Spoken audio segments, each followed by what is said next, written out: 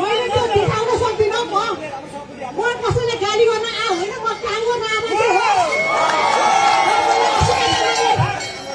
आसिना तामाङले भाषण गर्न आउँदैन म काम गर्न आउँछ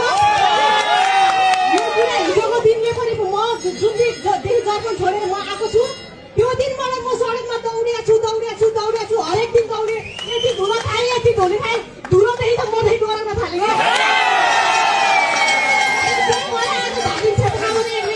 आशिका पाएको छ र आशिकाले धार्मिक क्षेत्रमा एक पाएको छ यति भन्दै मेरो दुई शब्द यही राख्छु र आगामी दिनहरूमा तपाईँहरूको आशा भरोसा म मर्दै दिन्न